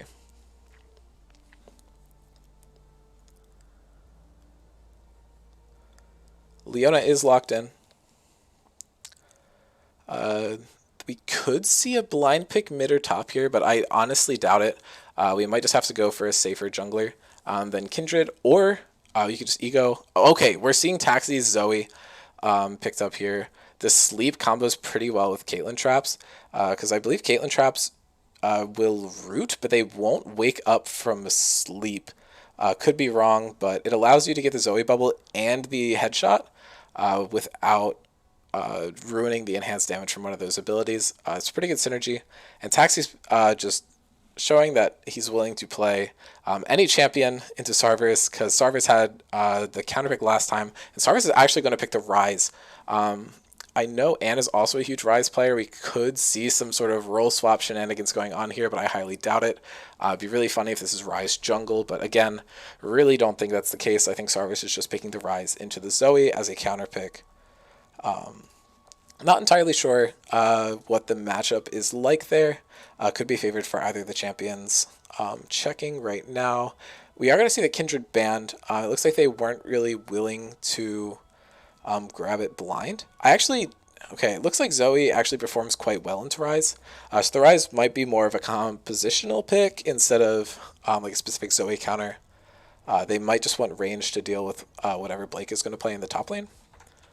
Because that is definitely something that they were suffering with last time, because despite the fact that the Sylas was ahead, he just never had a way to stop the Alawi, because Alawi loves champions like Sylas to fight into. So we are going to see Riven and Shen band away, some of Avery's other champions, just showing no respect to the jungle pool, letting them pick whatever, and Anna's just going to lock in Graves blind. Probably didn't do that previously because the Kindred was left up.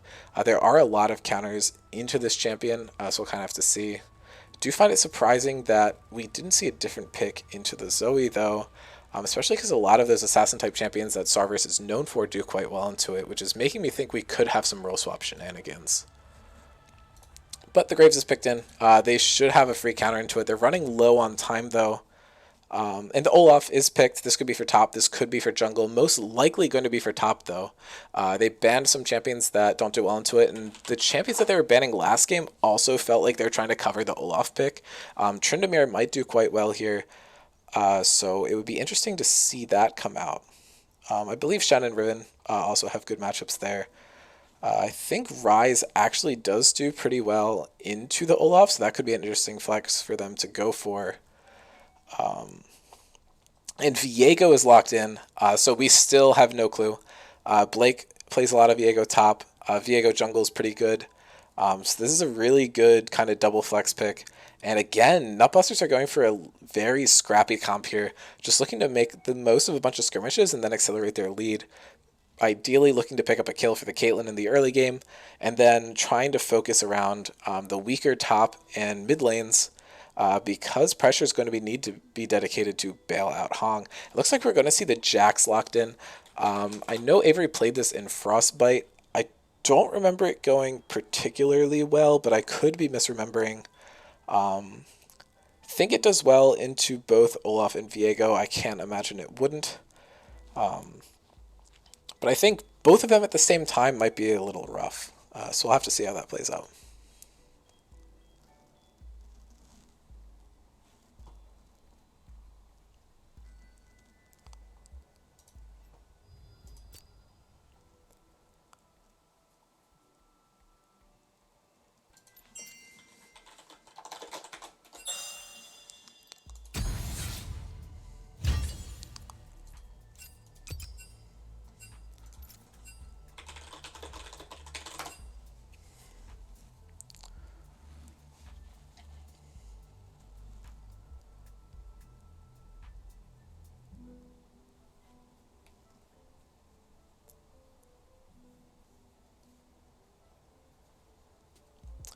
Okay, the players are getting with their roles. Should have assets pulled up soon to kind of talk about how this draft went. Again, it's a very kind of stock standard comp from Spectres, not really venturing much here.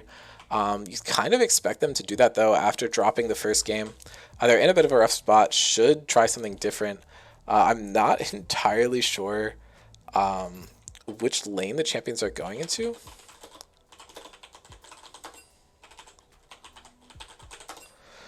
So I think that is going to be a bit of a delay on the assets, but we will know when we know. Okay, Blake has informed me what their selection is going to be. I'm not going to show anything on stream for competitive integrity reasons, but the assets should be produced soon, so I'll be able to talk about them. Very exciting.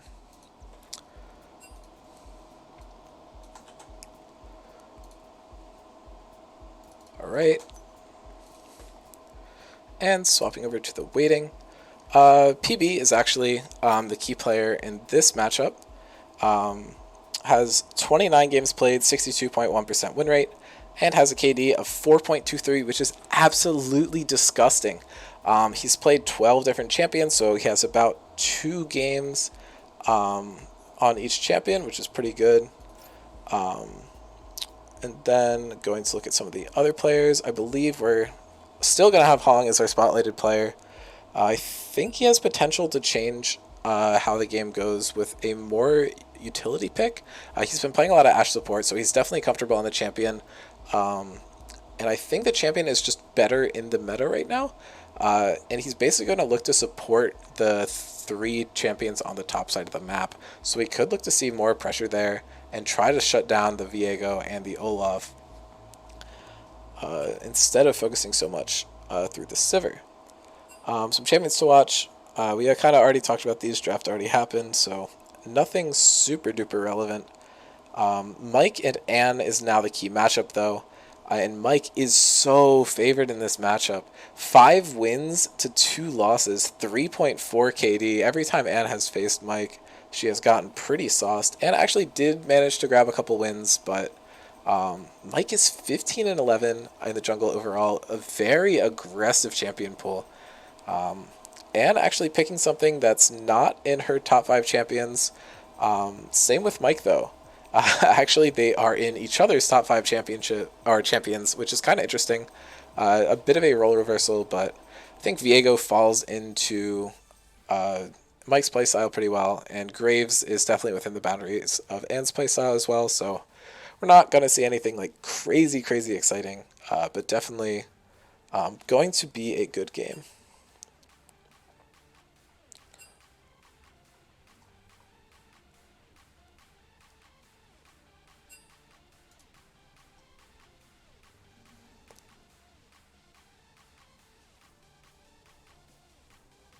Alright, we are waiting on Bathroom Gaming, so bit of a delay.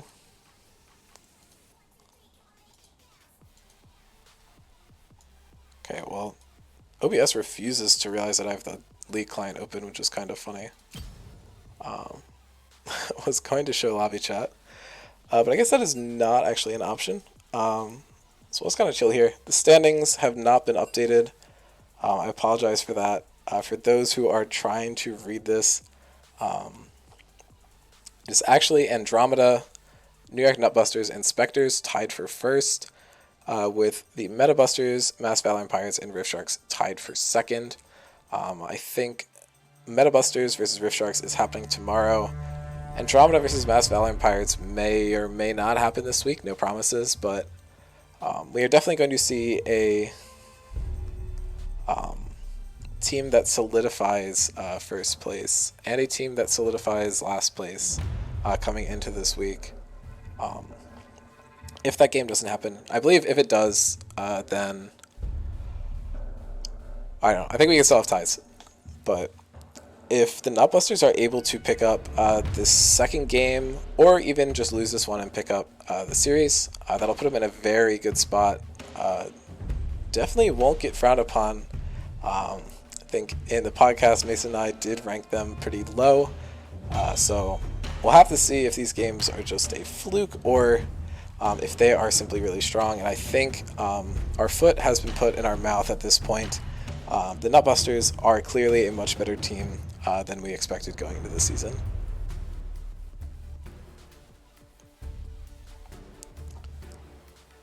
Alright. Okay, and I am going to leak it. It is going to be Olaf top lane.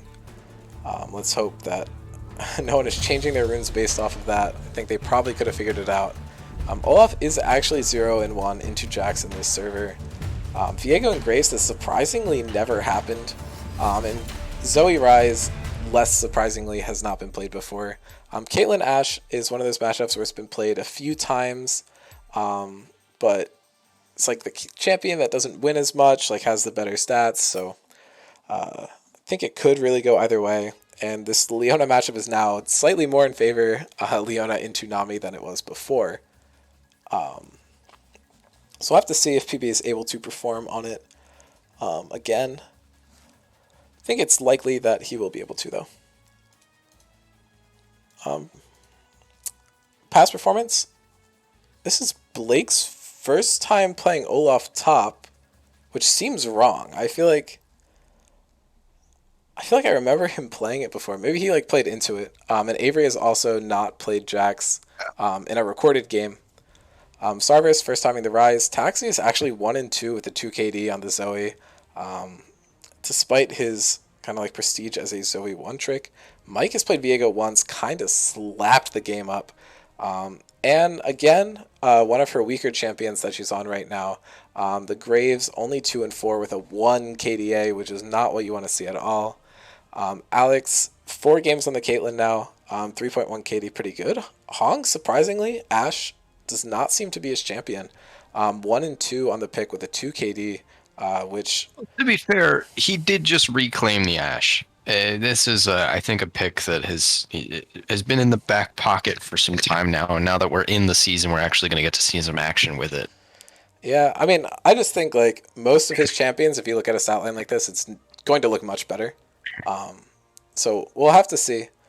I also think the old Ashe games were a while ago, so we'll kind of have to see what will happen. PB's Leona scoreline is so impressive. And Kathy has a very good KD on the Nami, but the win rate is simply not what PB's is. Also, just a small note, just in case Blake wants to watch back these VODs or something, I will never forget our game in the top lane. That might be the game you're thinking of where Blake Probably vowed forever to denounce that Olaf champion. And he broke it, but we'll see. Jax is actually 3-0 this season. Rise is a disgusting 1-6. What the fuck, Rise? I think one person besides Taxi has played Zoe. I want to say it was Gruer. Caitlyn, disgusting amount of picks this season, and Nami is the most picked champion in the game right now this season. So we'll have to see how well the Jax performs. Did just get touched up a little bit, so looking very strong. But Viego 4-1 is also not something to laugh at all. That is a very good stat line. Then player matchups, these are going to look very similar to what we had before, except now Alex having a 12 KD into Hong's 0.5 is not something that many players in this server can claim. So I'll have to see if he's able to keep up that kind of stat line. We'll have to see. But I don't know. All the other matchups are just kind of more the same. Blake, Mike, and PB already had pretty good matchups into Avery, Ann, and Kathy, so we're just kind of accentuating that a little bit. And the overall records of these champions, nothing too interesting. A lot of the champions who are super interesting, we talked about last time. Jax tends to win a lot, but doesn't tend to perform very well. And Ashe, 27-18 is very good, but I think Seraphine Ashe last season was very much in our meta, so that could be a huge part of that. All right, and we should be able to just kick it to in-game, assuming Riot will let me. Yep, okay. And we did not have the delay that we had last time. So we are just right into game. Looks like they might be going for an invade strat here. They're all bunched up as 5. Zoe is a very good champion to start invades off of, but you have to start E to get your full potential, which does hurt your lane a little bit. Oh, and there are 7 champions here. They're going to spot him out. The axe comes down, and I think this is just fizzled, but Leona flashes in, gets... Oh, there's a cleanse from Ann. It is Ann's Rise. Okay, I totally messed this up in the assets, but Ann has not had a good time into Mike in the jungle and actually just lane swapped to mid. So I'll have to see how that goes. I wonder if Sarvis has also been receiving some patented Mason Jars coaching. But yeah, the cleanse Rise, and the cleanse is gone. You just hate to see the game start out this way. That is, if you're a Spectres fan. If you are a Nutbusters fan, you love to see PB slam those double sums, get right up in the face of the enemy mid laner, and pick up a kill. Yeah, and there we go. Taxi just burns the cleanse immediately.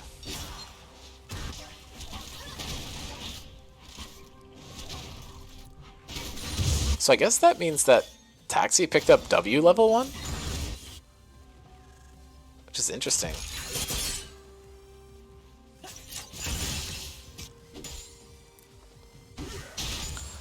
Teddy actually also has cleanse this game. So there's just double cleanse on the side of the Spectres, which is not very combative.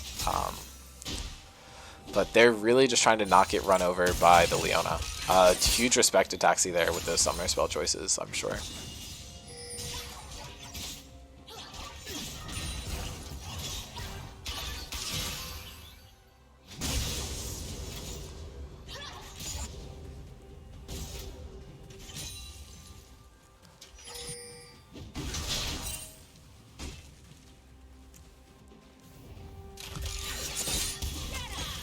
Oh, okay. Yep, and PB goes in. Hong holds the cleanse, drops down so low.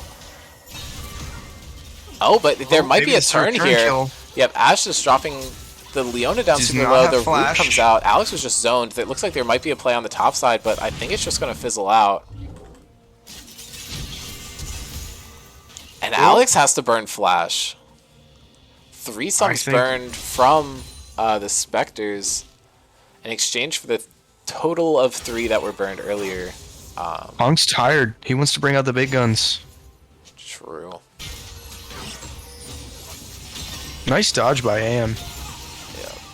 Yeah. E Q Q W E Q W R Q. I don't know if you want to be lacing your R's into your combos as Rise. I'm not gonna Maybe lie. you don't. It's just for style points, you know.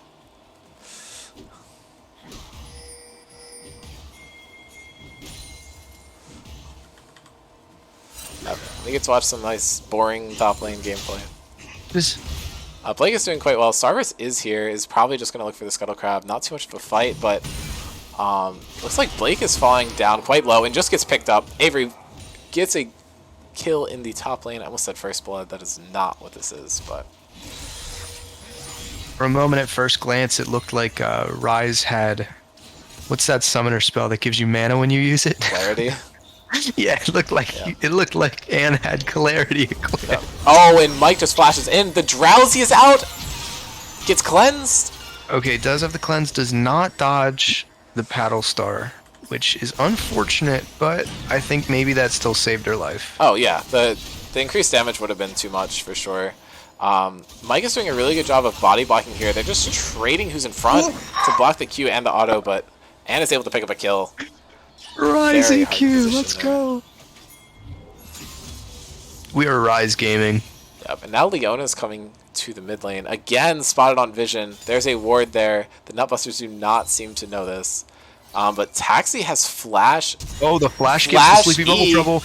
It's over. It's over. Falls It's down over. so low and dies to red buff. The red buff. That's crazy.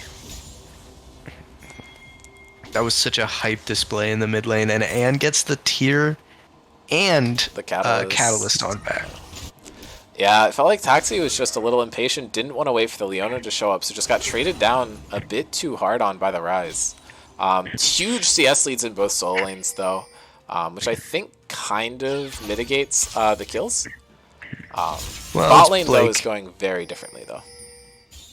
I don't think there's a single player in the server who can ever get a CS lead on Blake. Unless Blake is also 3 deaths. Or he's playing Soraka or Ivern. Or he's playing Soraka or Ivern, but I don't really count those games. So true. That's not actually Blake. Those are his inner voices winning. Gotcha. Yeah, and definitely showing some skill on this Rise pick. Picked it into the opposing player's one trick. This could be like a secret strategy that was sitting there the whole time, or this is just an adaptation based on how the jungle matchup went previously. The Taxi's playing pretty well. Just a few tough plays. That Graves gank earlier definitely caused some problems. It's also a lot harder to do what PB's doing here when you don't have a lead in the bot lane, because Caitlyn without that kill pre-6 is not as scary, especially when the Ashe and Nami have previously shown that they're able to just get a kill. Yeah, we're actually seeing that. It's pretty visible right now, seeing as how the Caitlyn doesn't have a lead and now she's getting poked out of lane by the Ashe. That might be why Hong picked Ashe here. You know, just have the Caitlyn get run back. Taxi's in a bad spot, but is kiting for Mike, and Anne... It picks up Taxi, okay. Does the ulti go off? Yep, Anne's just That's out. Incredible. We're Rise gaming. Yep, and Sarvis is looking to just invade here. But as I was going to say, I think that this might be why Hong picked up the Ashe here instead of the Sivir. It's a lot harder to dodge constant W's than it is a Sivir Q. True. You know, Caitlyn might have that range, but Ashe is still an annoying ADC that you have to respect. Definitely, and I do think it's surprising that the gold lead is only 600. You'd expect it to be a lot more, because it's, what, 5-2. The flash comes in from PB, is able to lock down Kathy, who doesn't have cleanse, has to burn double sums, and they're just going to take this and try and leave, but Hong can just run them down with the Ashe passive. Is able to pick up the stun onto Hong, but now Hong's getting CC chain. They're both falling down super low. Alex is trying to get stuff down. PB's super low. And Alex isn't able to pick it up. Stun comes out. But the Viego is not 6. Doesn't have much kill threat. Takes a tower shot. And he's just going to die probably. PB's actually able to pick up a stun. Ashe flashes. Gets vision. But the W is able to save him. But now PB's getting run down low. And Graves and Zoe are fighting in the jungle there. Kathy falls down quite low. Dino's able to pick it up. Transforms. Hong dies. And that is 2 kills for Alex. And this lane has been turned around. Hong got greedy trying to focus the Caitlyn. Should have just focused down the Viego with Kathy.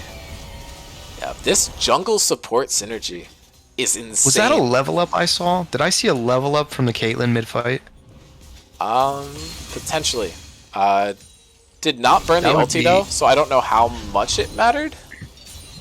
I just mean that'd be heartbreaking because Caitlyn was definitely within level up range of dying, if you know what I mean. Yeah, I mean, I just think that little health. I think Caitlyn was the highest health of the 3 targets though, and I know for sure that. You think so? Yeah, Leona and Viego both didn't level up because they both would have gotten ultimate if they did, and we would have seen that come out immediately. That's so true.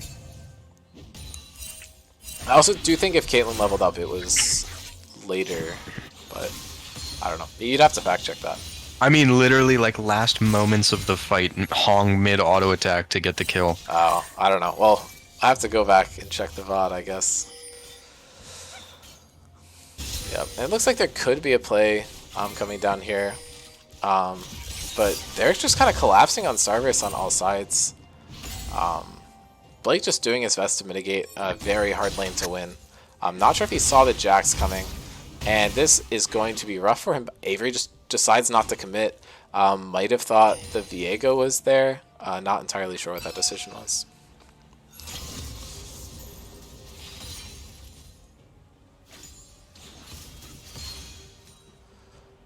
I believe Mike must have walked over some sort of vision there because that control word is definitely would have picked him up. There's some fighting happening in the top lane, but I don't think it's anything too serious. And Sarvis is just farming the red buff, so even if they do have vision of this, they don't want to threaten the play. The Zoe is just too scary with the Sleepy Trouble bubble.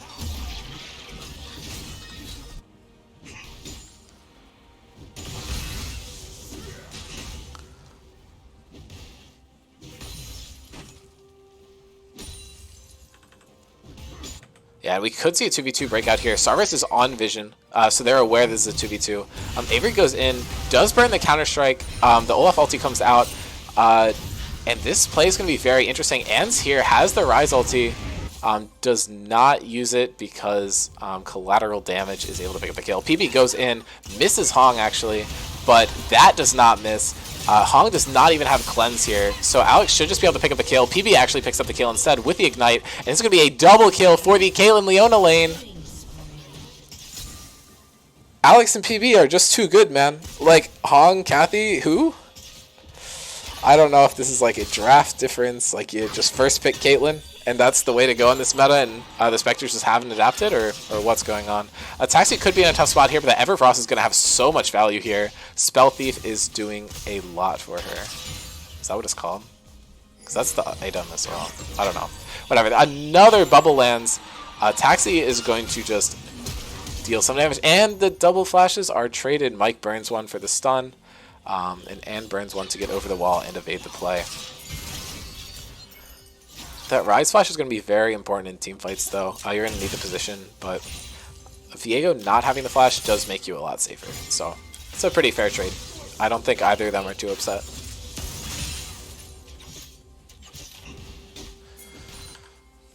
Yeah, and a lot of people on the map are headed down towards this bot side. Ryze does have Realm Warp, but it looks like they're just going to go for the Dragon. The Dragon tempo is a lot slower than it was in the previous game, but it seems like Nutbusters just wanted to ensure they had the lead. But this is a full collapse from all sides. Kathy drops the ultimate, is only able to find one, and Ann drops down quite low, has no flash to escape. Hong hits the Ashe ulti, Ann is dropping down low, but the re-engage comes in huge. That's a reset, turns into Graves. Ann is falling down low, but it's able to get a kill. Gets Drowsy. This is a 2 for 2. Blake is just going to die solo on the top side. And it looks like someone else died? Triple kill for Ashe. Triple kill for Caitlyn. And the only difference here is that Jax was barely able to escape with his life in the top lane. Jax is baby now that you pointed out. Yep. And Alex should just be able to pick this up. This exchange. Yep, she has the cleanse. Oh, good dodge by Hong. Bad W by Hong. No, I think it was zoning. If Caitlyn flashes there, she might just be able to pick it up. That's a Caitlyn dodge for sure. True. I like how Discord just noticed I had music playing on Spotify and paused it for me as I was transmitting my voice. Thanks. It's been playing for 2 hours. Interesting.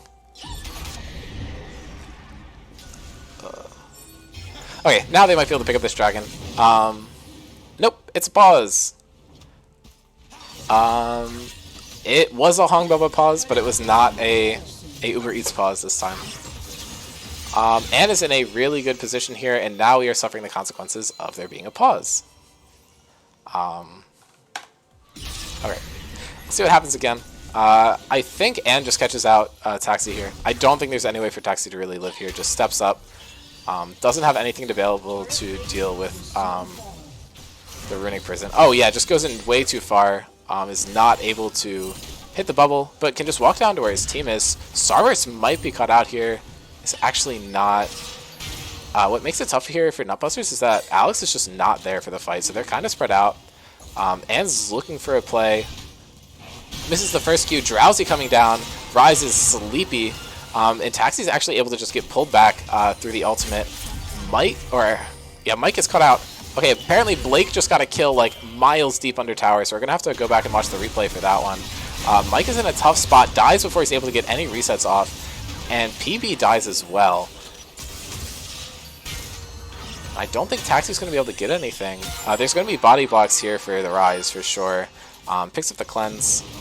This should just be a dragon. And now we're going to go back to what happened up in the top lane. Blake just ults under tower. What's Avery going to do? Alright.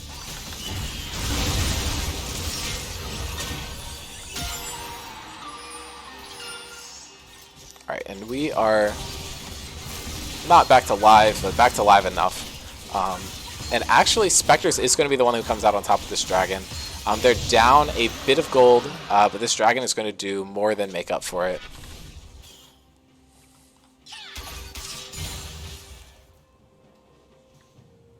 Yeah, that Ashe arrow onto the Viego there was huge. Really shut down their ability to get much done in that fight. Because Viego was going to look for a flank, get some resets off, but just died before he's able to get anything.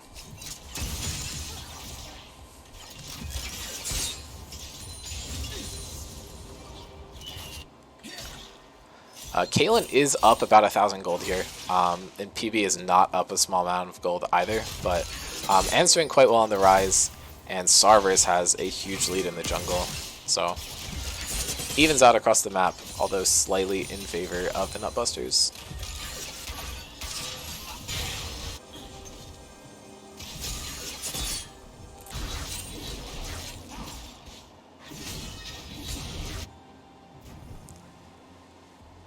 Okay, normally I don't like to pick sides, but I am praying for a 2-0. I don't think my throat can handle another game.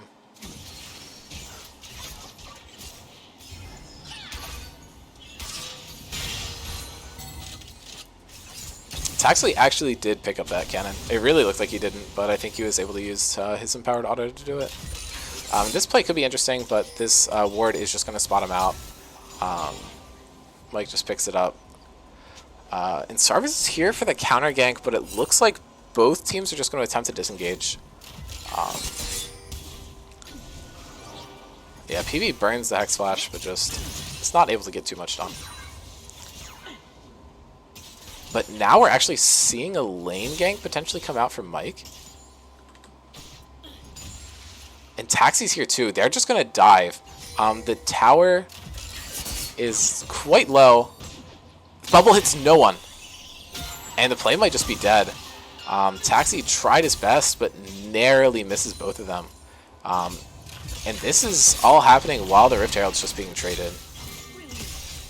They still do not know Mike is here, though, and this tower will just fall. But Alex is so low. PB attempts to go for the tower. The Caitlyn ult gets interrupted. Mike is desperately just trying to get the tower. Ults onto Hong. Hong drops down low, gets to reset, and they should be able to pick up Kathy as well. So this is going to be a 2-for-1 for the Nutbusters, and a double kill for the Viego. Well played by Mike. They're able to get a tower and 2 kills in exchange for 1 kill and a Rift Herald. So, not the best thing you could have asked for, but they're able to secure a 2,000 gold lead that could be swayed by a second Rift, but there's no tower plates available for it to grab. So, much better for them than it could be. Mike, however, is in a bad spot here. I don't believe he's going to be able to defend this Rift Herald push, and this mid tower might just fall, which is one of the most important towers in the game, if not the single most important tower in the game for the early game. Able to stop the second charge, and it actually did not give them too much gold. So Nutbusters should be pretty happy with that exchange, especially because they, I believe, were able to get a shutdown onto the Ashe, which goes onto the Viego. He's sitting on the Blade of the Ruined King right now, has finally gotten access to his own sword, and is now building towards a crit mythic. We do not know which one yet.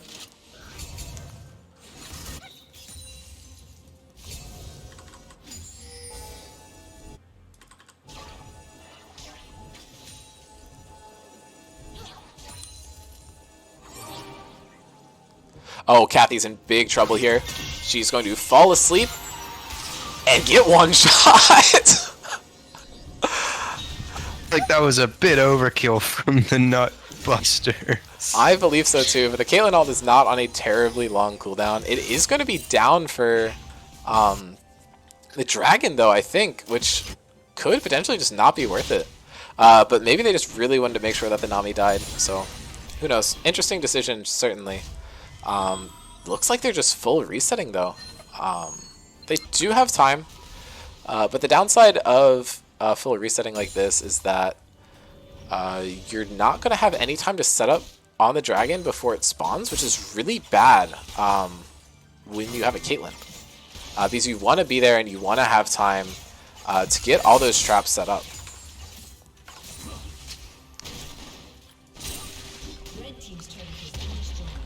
Blake is able to just grab a turret on the top side of the map. So this is 2 turrets to 1, which is not too shabby for the Nutbusters. And let's see if they're going to be able to pick up this dragon and even it out. There is a teleport coming in behind, but so is a Realm Warp. And Anne just gets instantly caught out. Starburst drops down quite low. Anne is super low. Is killed. This is 2 kills, 3 kills for 0, 4 kills for 0, and the Nutbusters are just wiping the floor with the Spectres. I'm not sure what went wrong. I think the positioning of the Rise there was just a little suspect, as PB's instantly able to catch him out, and he just falls.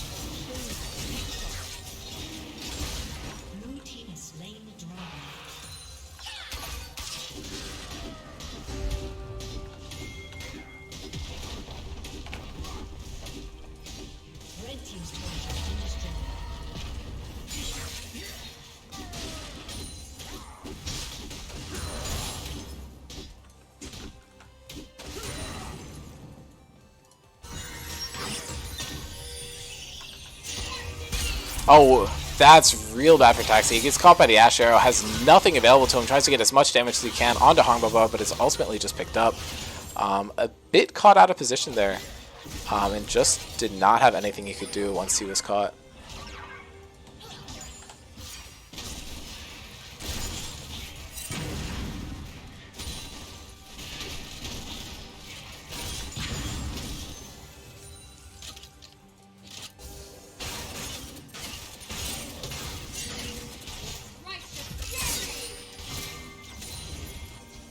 Yeah, Sarvis is in a real bad spot here. PB knows it, and actually just finds Ann instead. The cleanse comes out instantly. Alex is trying to get something done. Ann burns the flash, and is able to just live. That's double sums in half a health bar, in exchange for simply just not dying. Isn't able to get anything else off the play. Jax does pick up a turret, but it's going to have 4 people collapsing on him. It's going to be a tough spot. And the Drowsy comes out, and now Avery is dead. Sarvis is attempting to stop this play. Alex has the Caitlyn ult comes down, Sarvis drops down to half. They just do not have enough to contest this Baron. The Numbusters could just go for it.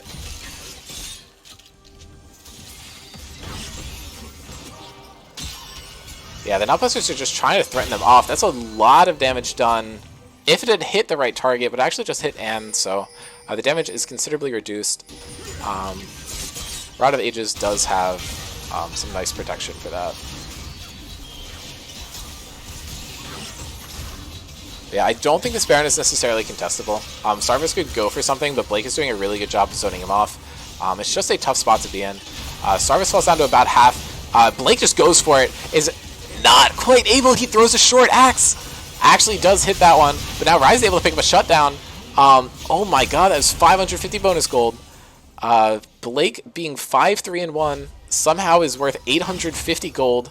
That's just the type of player he is. Anna's actually completed the Archangels and Seraphs, or same item, the Roa and the Seraph's Embrace. So it's in a pretty strong spot here. Zoe instead has some flat pen items, looking to just burst the Ashe and the Nami here. As the bubble hits, falls asleep. Okay, yep. Alex is able to pick it up and falls down low. The Archangel shield comes out. PB's getting run down by the Ashe, but it's just too tanky. And Phase Rush from Rise is going to get him out. Mike falls down quite low, and the Realm Warp just saves both of them. Anne's making a lot of good plays here, but unfortunately they're all to just make herself escape. And making crazy outplays to not die is not necessarily what you want your clips to be. Hong is in a tough spot here, has 2 very bursty champions running him down, but this area is surrounded in vision, so they're going to have full knowledge of what potential trap play is coming out. It just doesn't matter though. Mike's able to pick up the red buff, and the Caitlyn is able to pick up the tower. In a weird twist, it seems the Olaf lost the lane early and then won it late. I might just not understand how the changes to Jax and Olaf affected the lane. Or Blake just oh my god, Kathy gets almost one shot there. If the bubble had hit, she's for sure gone.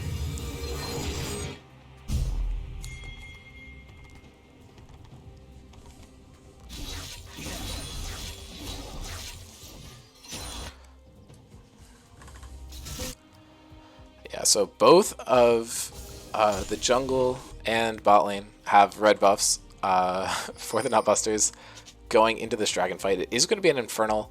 Both teams are at 1, so this Soul Threat at 24 minutes is actually not present this game. It's just going to be a second dragon instead, but this 5k gold lead is pretty disgusting for the Nutbusters, and there's no Ornn to kind of have late game insurance. It's really just going to come down to the positioning of the Ashe and the Jax, as well as the Rise. Nami gets caught by a bubble, but she is ultimately just safe. Yeah. Jax is definitely a threat here, but Blake has TP available, so can just walk up to contest it. It feels like the Zoe has. Oh no! Okay, Hong just instantly cleanses it. I was gonna say, it feels like this Zoe has aim assist for the Nami. Yeah. Everything is just magically connecting. Oh, there's a TP here. Blake's going for this. They're looking to force a fight. The bubble does not actually hit anyone here. Jax is just running down, doesn't want to burn the TP. Zoe Qs are getting so close to hitting these squishy targets in the back line. Sarvis could be looking for a play around here. This is a very slow fight, and you want it to be a bit quicker on the Nutbusters. Okay, health bar is dropping down low. Hong just gets lit up on the backside, and that is their single strongest member that is now fighting for the other team. Graves is able to pick up 1, but it's PB. Rangargle, my nuts, Mr. Mike has gotten another reset, is playing on the Nami. Taxi burns a cleanse splash over the wall, and Avery's just getting run down. Under tower, a reset comes out. This is risky business, and Mike actually has to burn the flash. Egoed for the reset. I guess for the culture. They did not want to wait out the counter-strike there. But the Nutbusters are going to be able to pick up this tower and have turned their 5,000 gold lead into a 7,000 gold lead. Baron is going to be on the table in a couple minutes, and having this extra damage from the Infernal Dragon will help them secure it.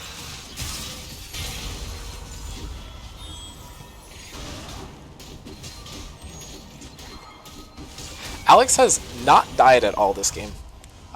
Just thought that would be cool to point it out. While the Ashe has done well getting a lot of kills, it's a lot of wait for the Leona to go in and then slow her down so she can't escape. Alex has basically just escaped perfectly fine. 8-0 and 9. However, if he does die, that's going to be a nice 1,000 gold to whoever picks it up. So he does have to play safe considering that.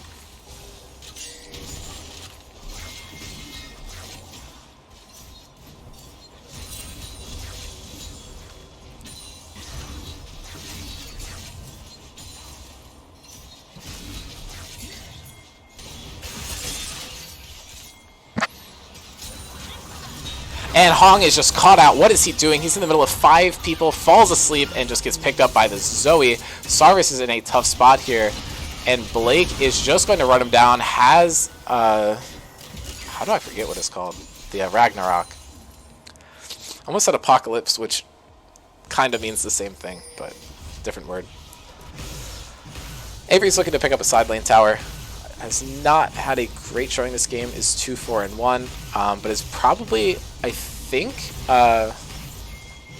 what's the item called? Spirit Shojin. Once he picks that up, he will be very threatening in team fights. He'll be able to get up the counter-strike very often and be a bit more of a threat, but just kind of hard to outsplit Blake. He is one of the best to ever do it, so... Unless he plays into Cam.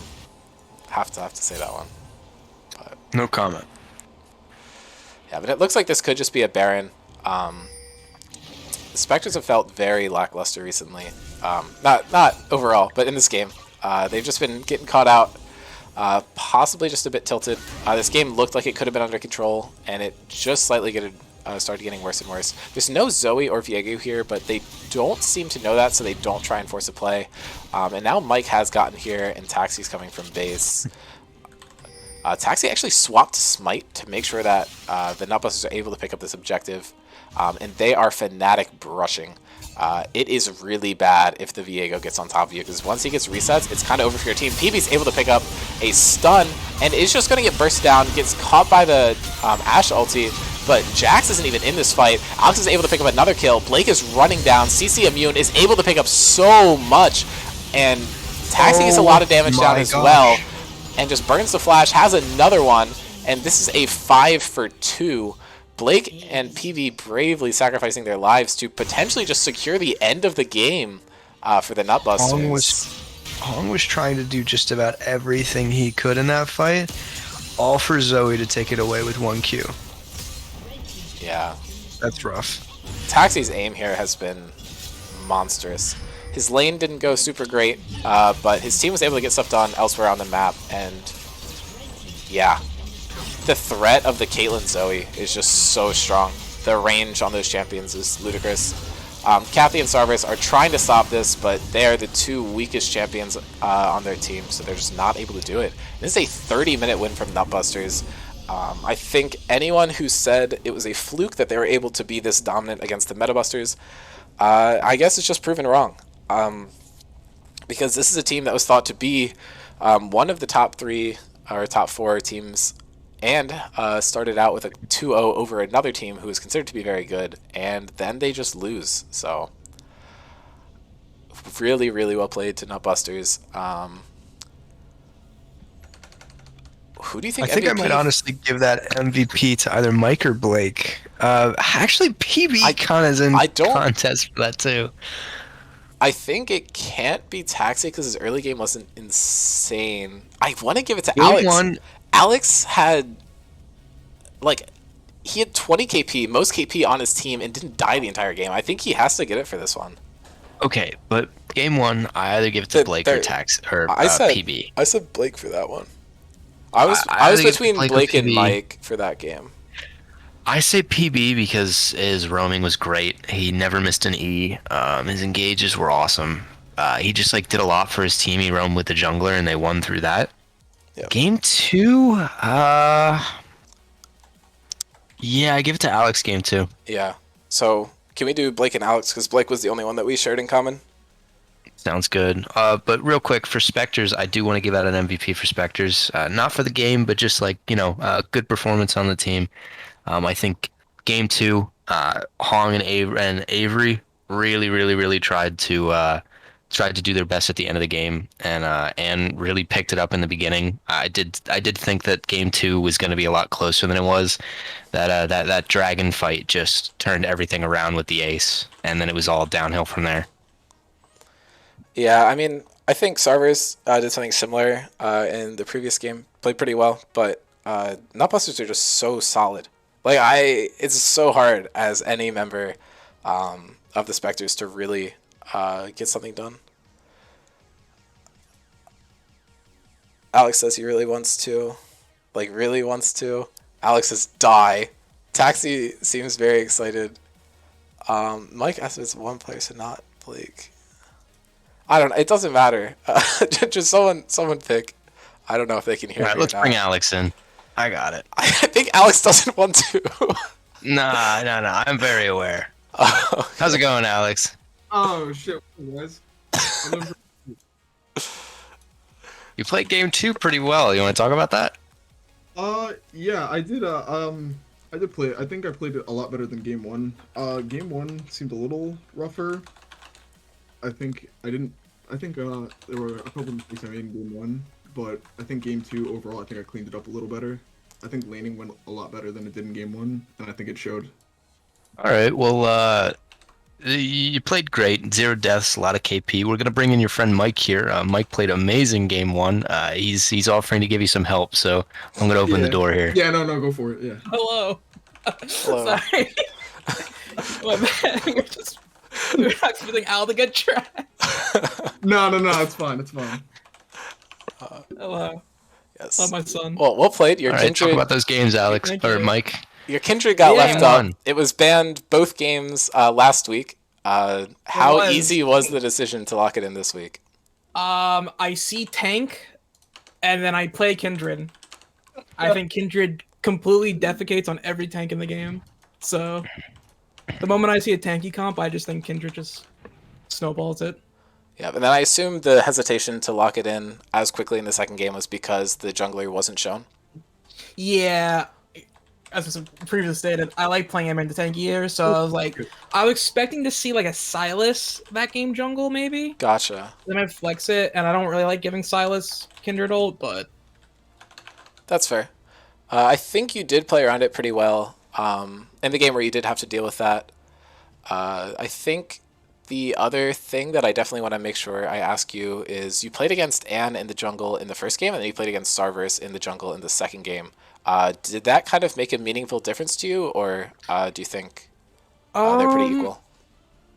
it threw me off a little bit in the early, as you see the second game, because the Graves was definitely better at like he was playing more like counter ganking, whereas when I think of the first game, I was playing more counter ganking otherwise. So like it felt it felt a little bad to be on the receiving end of that. Yeah, You can tell that with makes the sense. early I was playing. Yeah.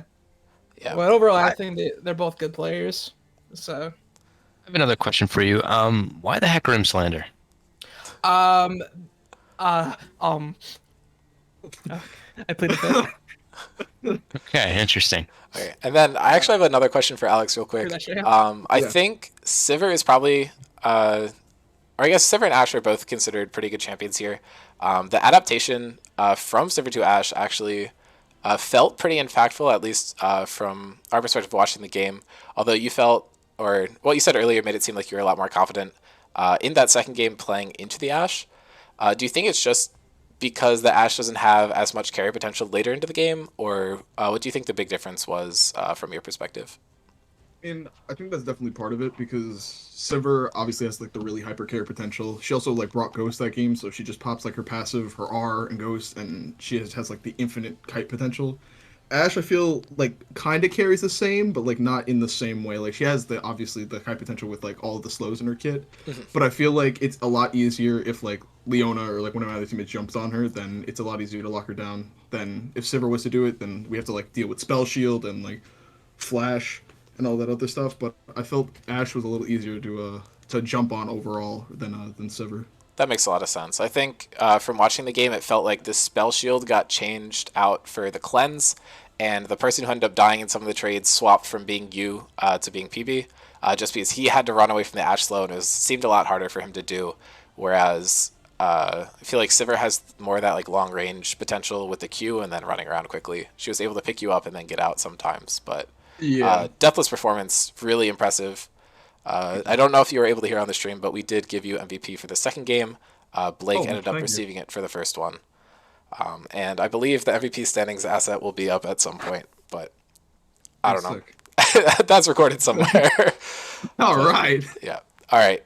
Thank you guys for hopping on the cast. My voice is killing me, and I think I have dinner soon. So I'm going to end it here. Thank you, Cam, for helping me out on the cast. And once again, congratulations to the Nutbusters for securing a 2-0 start to the season. That's always exactly what you want to see. So, well played. Thank you. Thank you. And GG's to the other teams. Was Yeah, fun. GG's. Thank guys. It was fun.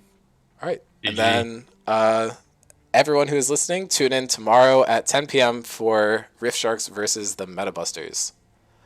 All right. And we are going to call it a night. Peace.